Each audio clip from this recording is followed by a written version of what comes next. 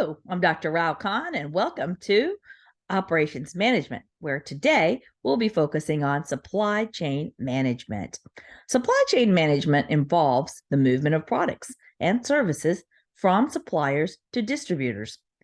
It also involves the flow of information and products between and among supply chain stages to maximize profitability. The objective of supply chain network is to maximize the overall value. Value is correlated with the supply chain profitability. Here, profitability is the difference between the total revenue generated from the customer and the overall supply chain costs. The major functions involved in supply chain are the procurement of raw materials, product development, marketing, operations, distribution, finance, and customer services. So, suppliers are the integral part of a long-term supply chain strategy.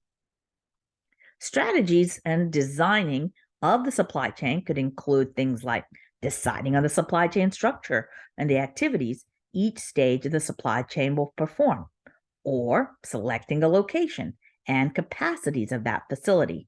Or thirdly, you may be on a project where you're deciding on the products that are to be made and the location where they need to be stored. And lastly, you might be also creating a strategy for choosing the modes of transportation and the sources from where the information is to be collected. So, what's the strategic importance of a supply chain strategy? So, a supply chain strategy is like a roadmap that helps companies get their products to the customers with as little friction as possible. This plan ensures that every phase of the supply chain is optimized, including the sourcing of materials, manufacturing, delivery, and logistics. So, four factors usually influence an organization's supply chain strategy: industry, secondly, company value proposition, internal decision-making processes, and lastly, business goals. As the global market becomes more complex, proactively establishing a supply chain strategy is critical for any business that turns raw materials into finished goods. This includes industries such as manufacturing, retail, construction, and wholesale or distribution. Supply chain management lessons from COVID pandemic were very alarming. In the past, making supply chains lean was a popular strategy for leaders, meaning the priority was to minimize waste to deliver products as fast as possible. However, when COVID pandemic started, it prompted supply chain leaders to shift their focus from efficiency to resilience so that they could withstand global volatility. So increasing your supply chain's resilience may not be particularly cost effective in the short term, but it's a risk many organizations are willing to take to ensure long-term profitability. So what can supply chain leaders do to bolster their supply chain network? That's an excellent question to think about. Here are 5 strategies to consider for 2021 and beyond. So, if you're concerned that your supply chain process is vulnerable to demand surges, shipping difficulties, or other external factors, then you might want to consider these 5 strategies.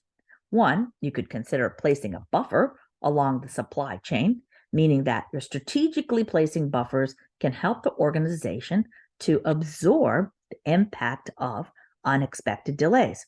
And so there are 3 types of buffers that you can implement along the supply chain. And you can place a buffer in the inventory, meaning that you'll be keeping safety stock to protect against delays or demand surges. This is the most common buffer since inventory can easily be tracked and controlled in the real time with inventory management software.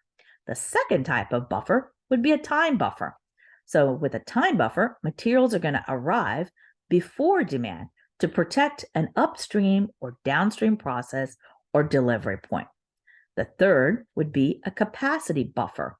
So in a capacity buffer, you're leveraging underutilized space like warehouses or production facilities.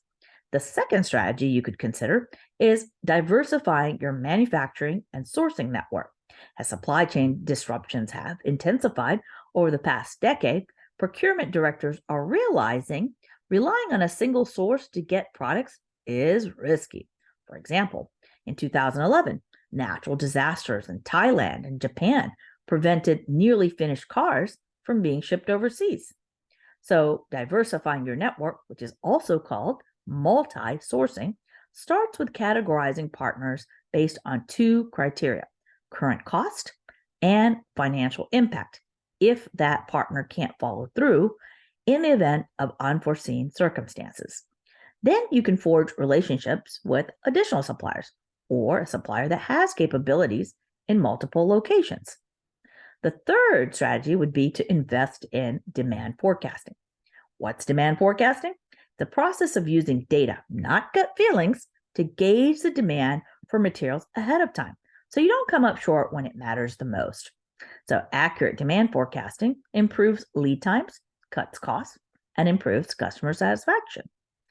Fourth strategy you could consider is to standardize your processes. The more consistent you can keep your supply chain operations, the more dependable it will be. This is especially true for organizations whose suppliers and manufacturers are scattered across the world. Templates for platforms, products, and plants will enable a seamless production and adherence to compliance regulations. For example, companies in the automotive industries use common vehicle platforms to harmonize their supply chain strategy. Examples of supply chain strategy in action would include like Amazon's robust supply chain strategy. Several factors have helped Amazon become the e-commerce giant that it is today. But its highly efficient supply chain is the most significant part of its success. Amazon's effective supply chain management revolves around three fundamental elements: its extensive warehouse and distribution network, a diversified fleet, and lastly, implementation of advanced technology in its supply chain operations. The company now manages more than 185 fulfillment centers worldwide, with over 25 sortation centers and 75 fulfillment facilities in North America alone. So, Amazon has over 500 warehouses globally. The worldwide presence, mainly in the urban areas, allows the company to complete customer orders efficiently at affordable rates. Sellers may utilize the massive shipping network that Amazon has to their benefit by participating in the Fulfill by Amazon program. This program requires them to send their items to Amazon's fulfillment centers, where Amazon handles the packing and delivery. It also offers necessary customer service. Furthermore, Amazon provides its FBA, Fulfillment by Amazon, on-site program in which Amazon optimizes the seller's process by using its own warehouse management software. Suppliers continue to retain their inventories at their locations, while Amazon picks up the order from a supplier warehouse and determines the most cost-efficient fulfillment option. Amazon also employs robots in its warehouse and fulfillment centers to pick and pack orders and also load and store stock. This enables a company to accelerate its operations beyond human capacity. Furthermore, Amazon recently introduced Scout. Scout is a six-wheeled automatic delivery robot meant to carry products to customers' doors. So the key takeaways is that Amazon has reported an inventory turnover of around 10.92. 10.92 is incredibly good considering the size and scale of Amazon's operations and outgoing inventory. A considerable amount of resources are required to create such a significant supply chain. However, your business may accomplish the same results with the same agility, creativity, and customer-focused strategy. By implementing these supply chain strategies and constantly enhancing your operational procedures, you can broaden your company's network while also boosting client satisfaction and loyalty. Starbucks is another one that comes to mind. Starbucks also collaborates with producers directly because they commit themselves to supply fair trade coffee that is responsibly sourced.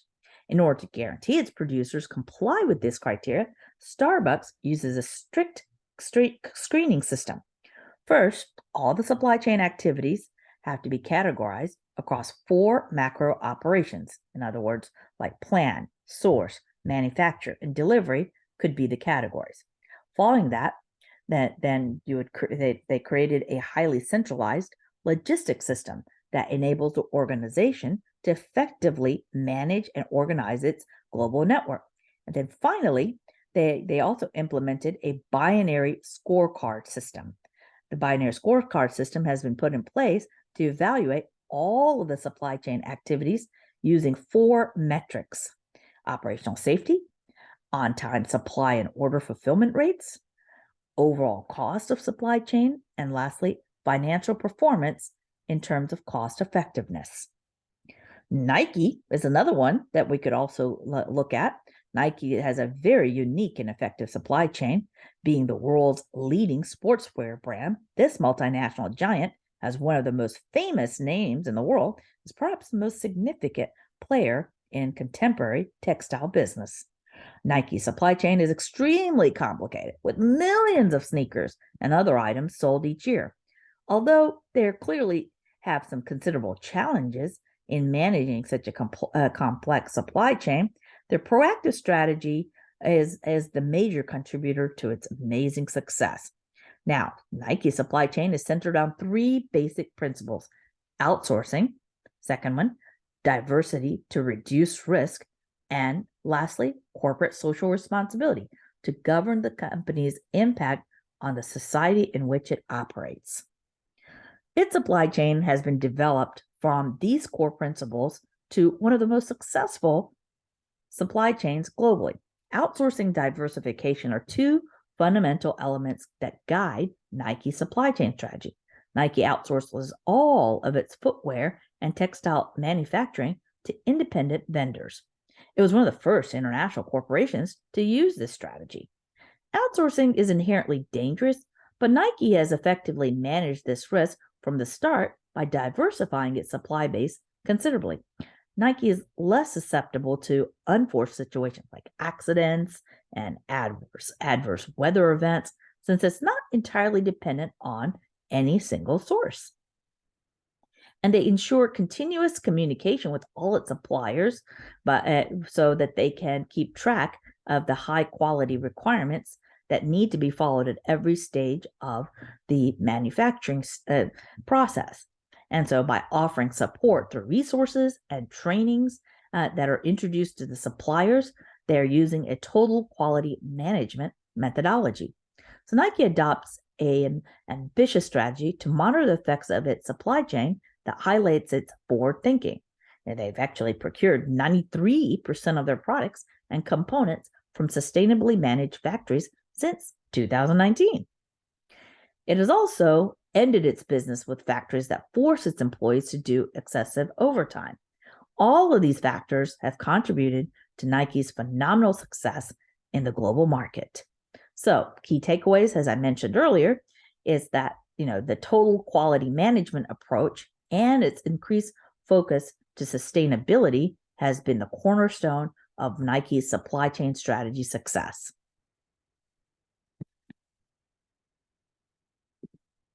So, what is strategic sourcing? Strategic sourcing is one of the key methods of purchasing departments are using to lower costs and improve quality. It recognizes that people, including innovative suppliers, are a valuable part of the supply chain. This process starts through analysis of the inputs by assessing the volumes purchased, usage patterns, and products marketplace. To ensure the organization's needs, issues, and risks are effectively managed, the best supplier is selected for this process. So, how does supplier selection process work?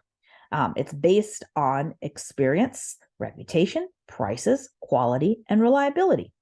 Mutually beneficial contractual terms are something that you should look for when you're picking a supplier. Supplier collaborations can help reduce the need for large inventories. It can quickly introduce goods and services to accommodate new product designs, as well as changes in the existing one. So, strategic sources processes attempt to align three elements, namely the business's spend profile, market conditions, and supplier base. Now, these three elements together are what an effective sourcing strategy would be that could meet maximum business goals.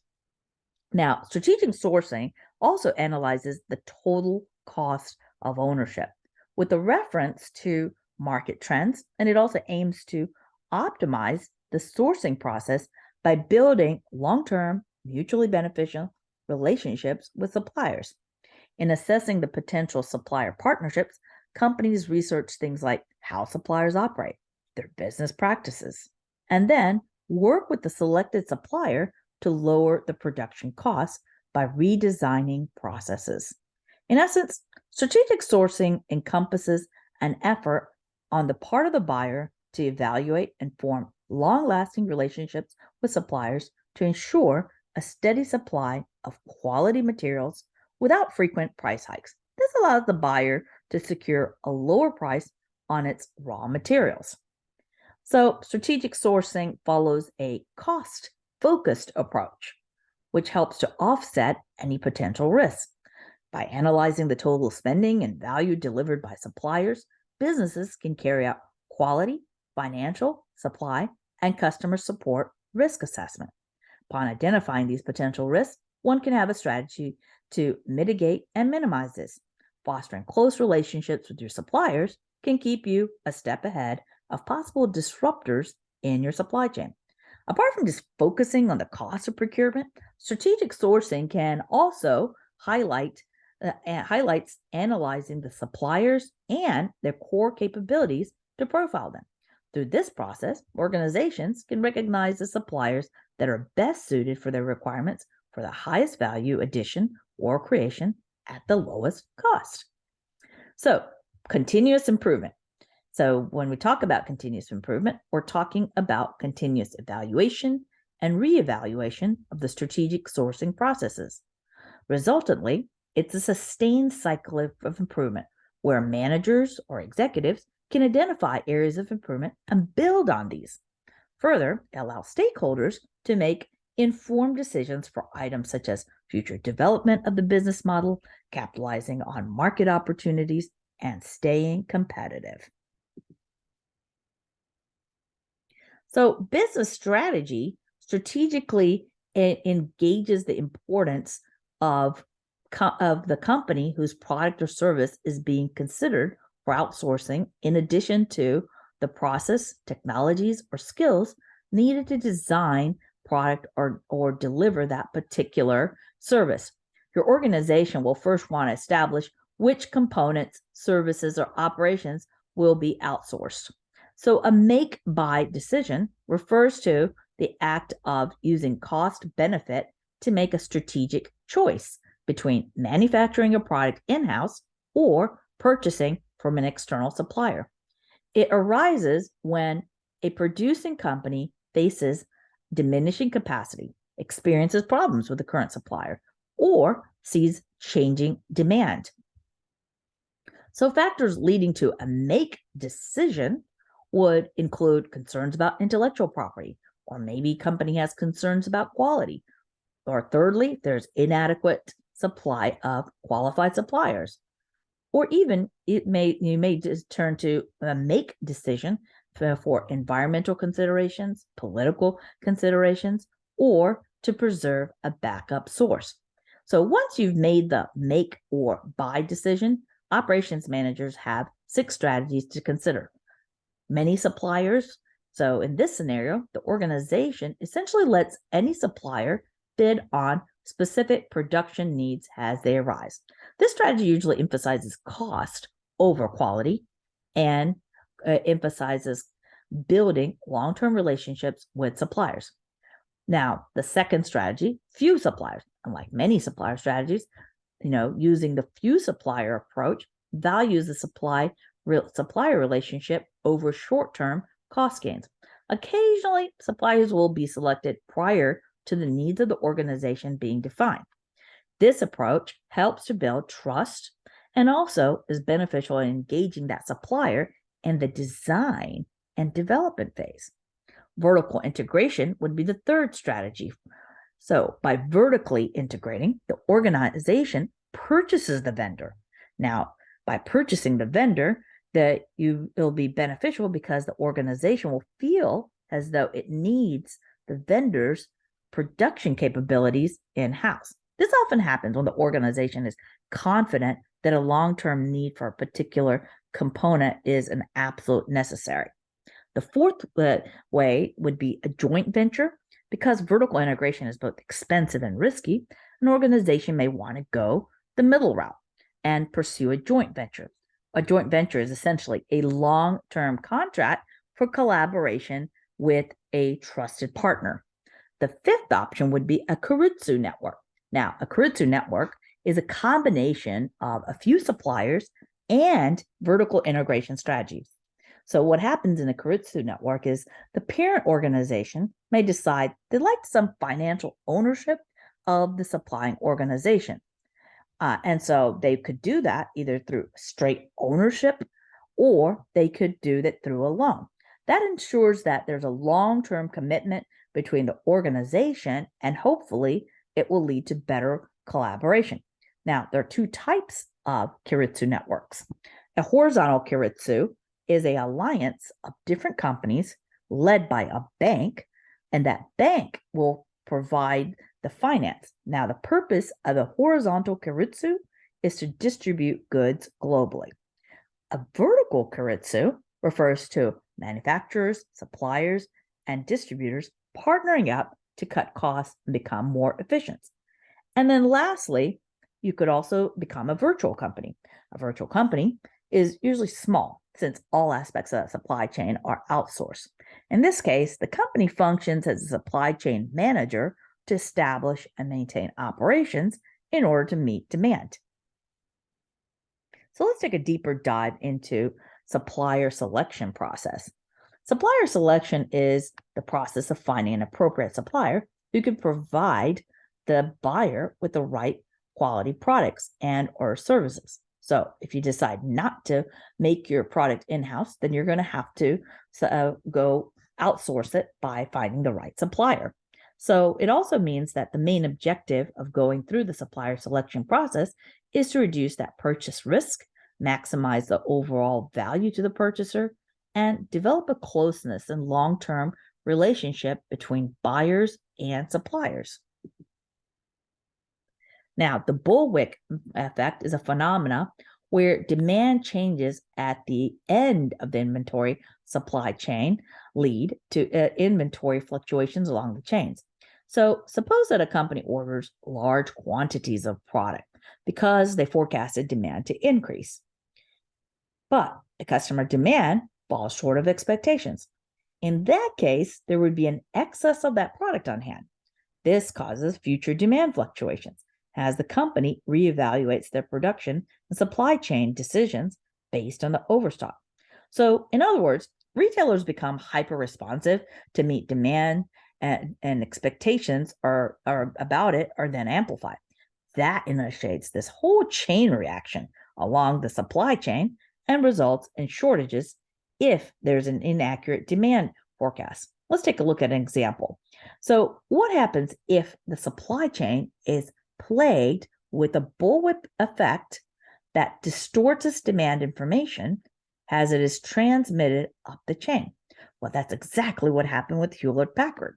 When Hewlett-Packard executives examined the sales of one of its printers at a major reseller, they found that there were, as expected, some fluctuations over time. However, when they examined the orders from the reseller, they observed much bigger swings. Also, to their surprise, they discovered that the orders from the printer division to the company's integrated circuit division had even greater fluctuations. In the past, without being able to see the sales of its products at the distribution channel stage, Hewlett-Packard had to rely on sales orders from resellers to make product forecasts, plan capacity, control inventory, and schedule production. So big variations in demand were a major problem for Hewlett-Packard's management. The common symptoms of such variations could be excessive inventory, poor product forecasts, insufficient or excessive capacity, poor customer service due to unavailable products or long backlogs, uncertain production, high cost of corrections for such an expedited shipments, and overtime. So Hewlett Packard's product division was a victim of order swings that were exaggerated by the resellers relative to sales. It in turn created additional exaggerations of order swings to suppliers. So how does the bullwhip effect impact inventory, shipping time, and overall cost? Let's see. So the bullwhip effect impacts the supply chain on many levels, all of which can prove costly to that business. Businesses work hard to forecast demand in order to maintain a manageable and useful inventory. But unfortunately, these variables that cause the bullwhip effect can lead businesses to have either an excess or lack of inventory. Both of these are detrimental for different reasons. Exaggerated orders based on misguided forecasts result in inadequate inventories. Depending on the product, an excess inventory could also prove costly to the company, and if consumer demand does not increase, it would result in wasted resources. On the other hand, not having sufficient inventory can lead to poor customer relationship due to unfilled orders and unavailable products. So overall, these mistakes can be expensive for a business. So why is safety stock involved? In order to prepare for unseen fluctuations in demand throughout the supply chains, businesses need to build and manage a safety stock. What's a safety stock? Safety stock is a reserve inventory used as a buffer by businesses to accommodate immediate changes in the customer orders. If the customer demand increases rapidly, the available safety stock could be used to fill orders while managers increase their own orders to suppliers. So this buys time to increase production without imposing on the customer service. This additional stock does not solve the problem of the bullwhip effect, but it can lessen the effect's symptoms, such as it would safeguard for costly variables in the supply chain management. So how can you prevent a bullwhip effect from happening? To prevent the negative effects of bullwhip effect, businesses have to carefully manage their supply chains and take steps to reduce variability. One of the ways to do this is just-in-time production methods. Just-in-time helps to reduce both the cost of the inventory and the risk of stockouts. In addition, businesses need to closely monitor their supply chains and immediately address any problems. So to ameliorate the bullwhip effect, you can take steps to tighten the supply chain and minimize errors. So the first step would be to familiarize themselves with the bull effect and its causes and how it affects their overall cost. Forecasting demand is essential to forecast product demands through timely synthesis information. So this involves, reducing the time for receiving both projected and actual customer demand information and establishing a close, real-time product demand as soon as possible. So managers should also work to understand the demand patterns through all stages of the supply chain by sharing information and collaborating with other managers at different stages of the supply chain. Other methods for preventing the bullwhip effect could include reducing the size of orders, consistently offering good product prices as a way to avoid surges that would result from promotional discounts, improving customer service, eliminating customer order cancellations to ensure that there's a more smooth ordering pattern. So businesses and supply chain managers should not ignore the bullwhip effect. It is a wasteful phenomenon that results in potential loss of financial and physical resources. So when managers can understand the bullwhip effect better, they'll be able to make better forecasts and educated decisions.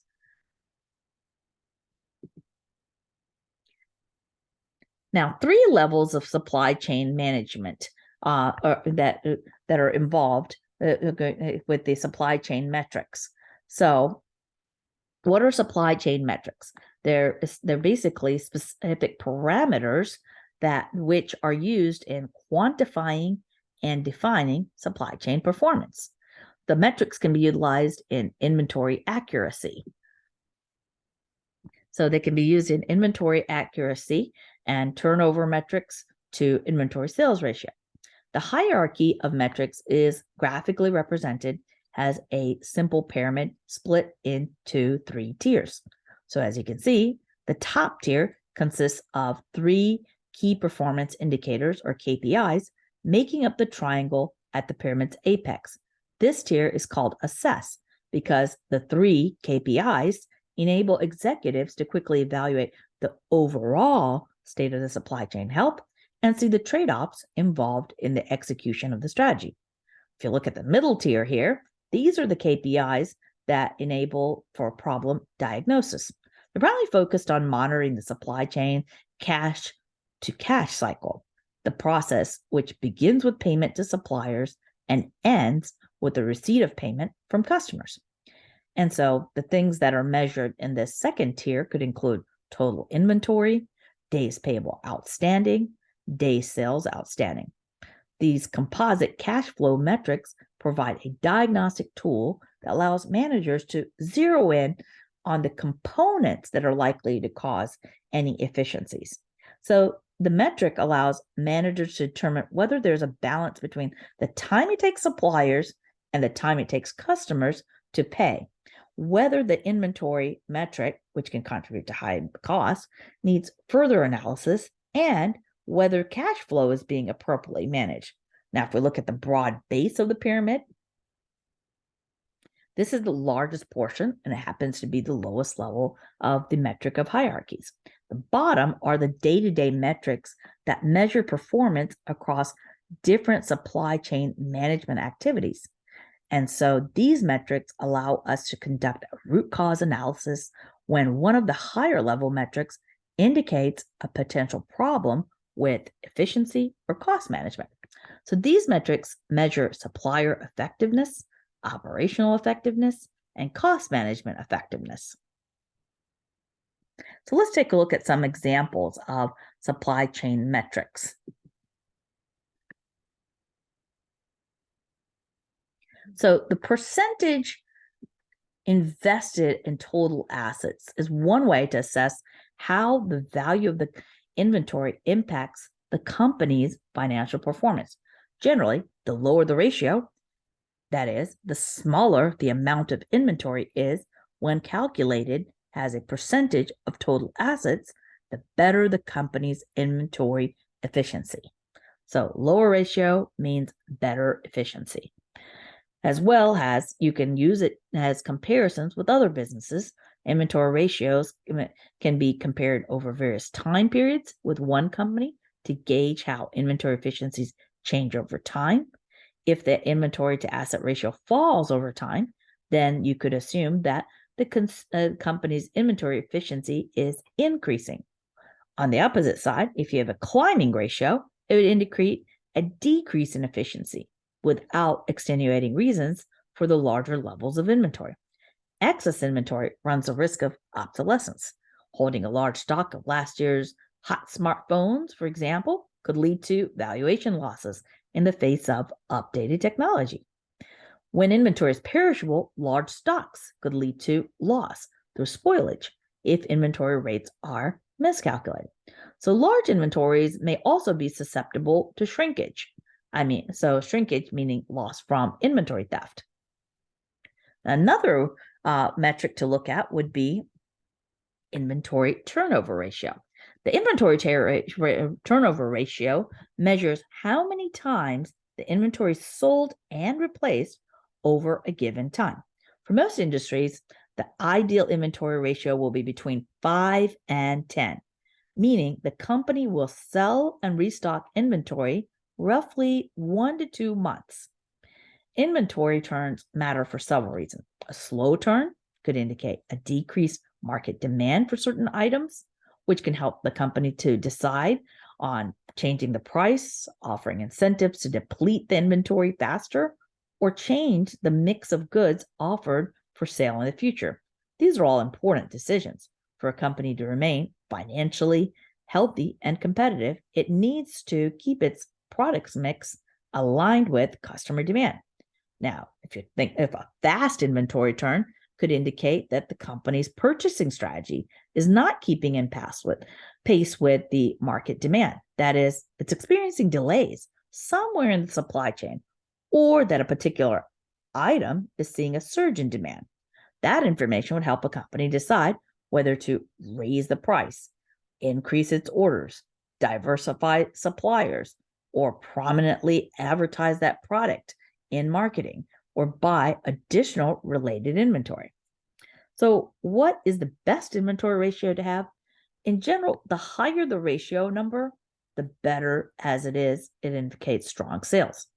Generally, a higher ratio is better because it means strong sales are depleting your stock at a rapid pace. That's good news for your company, right? Maybe. It could also mean a surge in popularity of these goods, increased demand, in other words. So you may want to increase your orders to your supplier before your competitor buys them out. However, it could also mean you're not buying enough inventory, or you lack supply chain visibility, which is limiting the sales you could make.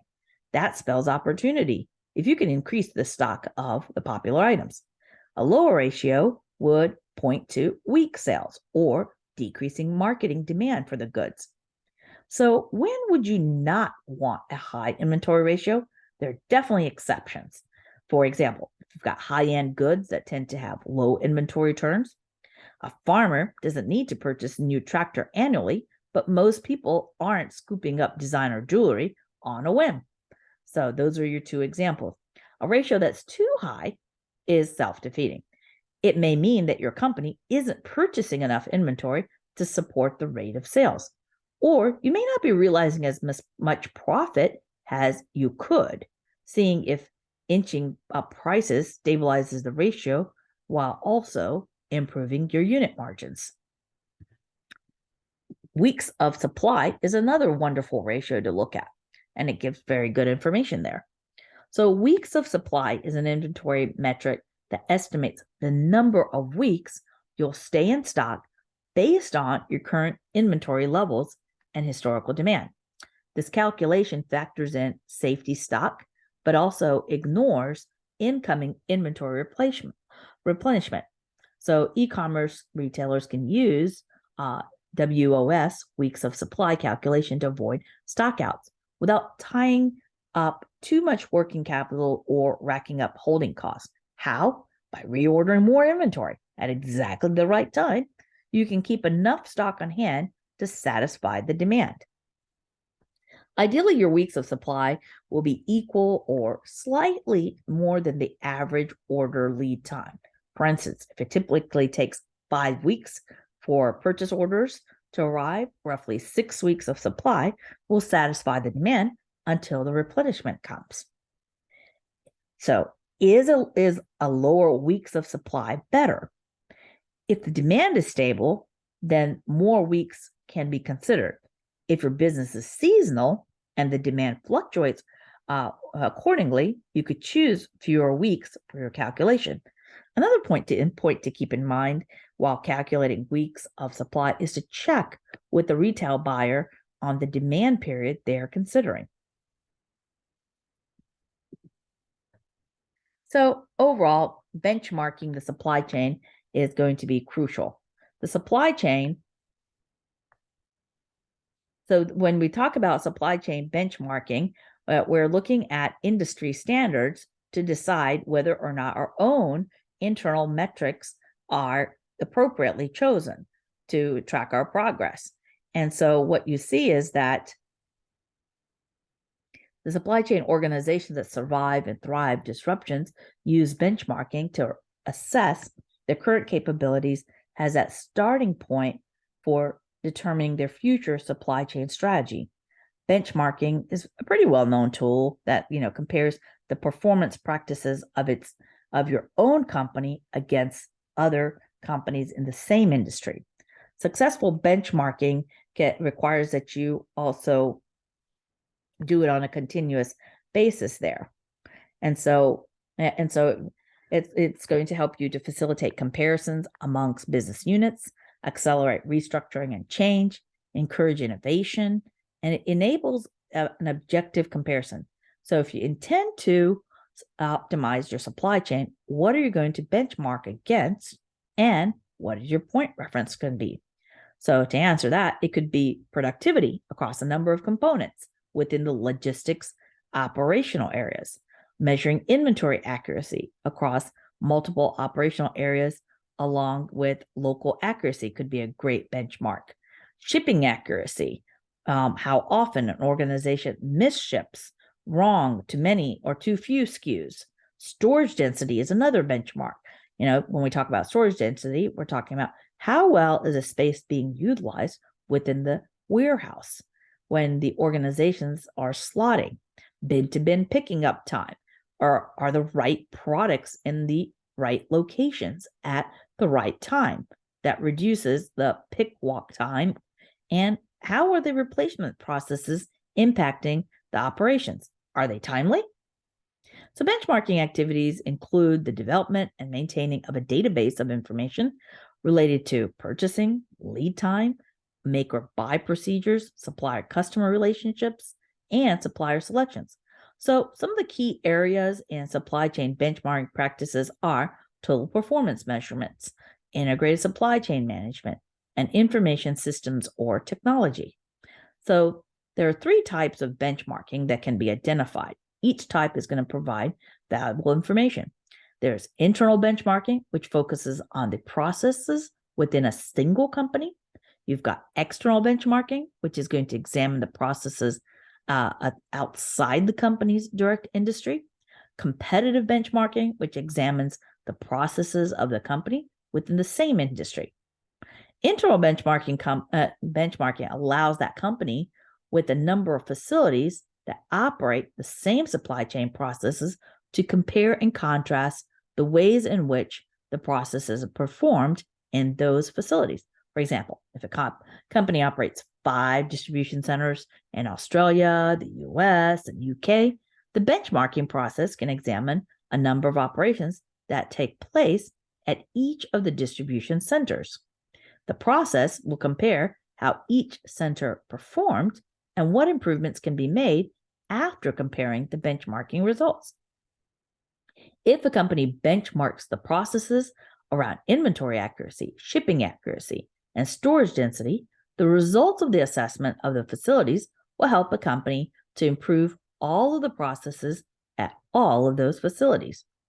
When it comes to external benchmarking, this process adds values to companies that have already performed internal benchmarking, and they want to investigate new ways to improve their internal performance. So external benchmarking can produce significant improvements. Many companies believe that their processes are as efficient as possible. However, these efficiencies are limited by knowledge within the company.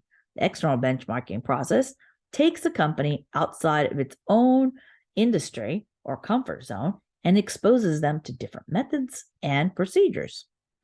With competitive benchmarking, all the companies hope to provide better service and perform better than their competitors. So when a company sees that a competitor is gaining market share or boosting sales, they may wonder, what's the secret formula to their success? Now, the SCORE method is something that's also the supply chain operations reference model is what the SCORE model stands for. It helps businesses to evaluate and perfect their supply chain management for reliability, consistency, and efficiency. Using the SCORE model, businesses can judge how advanced their supply chain is or how much it needs to be updated. So as a framework, SCORE focuses on customer interactions from the moment that an order is placed until the invoice is paid.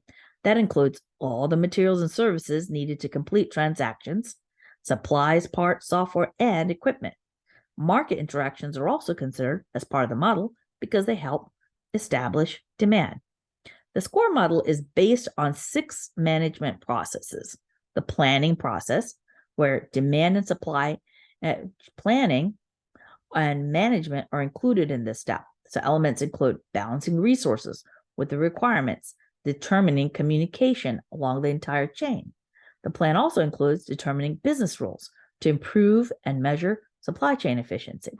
So these business rules span inventory, transportation, assets, and regulatory compliance, and many others. The plan aligns the supply chain plan with the financial plan of the company. Planning processes include determining resources, requirements, and the chain of communication for a process to ensure that it aligns with the business goals. This includes developing best practices for supply chain efficiency while considering compliance, transportation, assets, and other required elements. Now, this step describes the sourcing infrastructure and material acquisition. It describes how to manage inventory, the supplier network, supplier agreements, and supplier performance. It also discusses how to handle supplier payments and when to receive, verify, and transfer products. Source processes involve obtaining goods and services to meet planned or actual market demand. This includes purchasing, receipt, assay, and the supply of incoming materials and supplier agreements. The make stage is where we are going to be looking at the make-buy decision, and it has a couple of steps to go with that.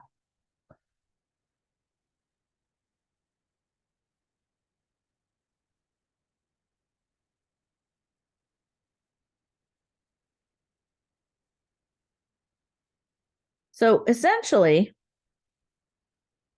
with the make thing, if you decide after you've done the make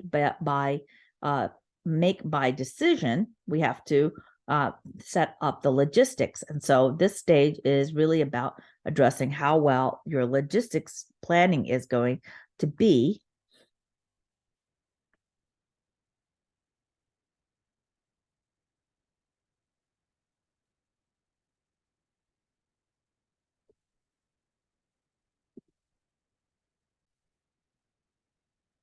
The manufacturing and production are the emphasis of the make stage. Is the manufacturing process make to order, make to stock, or engineer to order? This includes processes that take the finished products and make them market ready to meet planned or actual demand. It defines when orders need to be made to order, made to stock, or engineered to order, and includes production management and bill of materials, as well as equipment and facilities. Now, the deliver stage is any processes involved in delivering the finished product and services to meet either planned or actual demand that fall under the heading including order, transportation, and distribution management. The return stage, companies have to be prepared how to handle the return of containers, packaging, or defective products.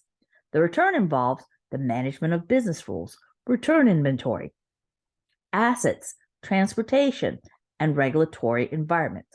So using SCORE to benchmark the supply chain, you'll see that there's 3 levels that are used to measure supply chain performance. These levels help standardize supply chain performance metrics so that companies can be valued against other businesses. A smaller organization can be compared to a bigger organization, or businesses can judge supply chain performance against companies in other industries. So there are over 250 SCORE metrics in the framework that are categorized against 5 performance attributes: reliability, responsiveness, agility, cost, and asset management efficiency. So businesses use these to establish requirements for supply chain by figuring out which performance attributes to prioritize and which areas the business can perform at an average pace. So going back to the 3 levels of metrics, the level 1 SCORE metrics are the most commonly used for supply chain benchmarking and are divided amongst 5 key supply chain attributes, 2 of which can be said to be internally focused, costs and assets. The other 3 focus on the customer, And those other three are agility, responsiveness, and reliability. Now, within level 1, it is about defining the scope. So, defining the scope includes geographies, segments, and context. At this level, the focus is on the 6 main process configurations: plan, source, make, deliver, return, and enable. Level 2 is focused on the configuration of the supply chain, including geographies, segments, and products. At level 2, metrics are high level and they're evaluated across multiple score processes. This level includes a subtype of categories that fall under the parent categories found in level 1. Then level 3 is focused on the process element details, identifying key business activities within the chain. At this level, you can associate any level 2 processes or subcategories within level 3.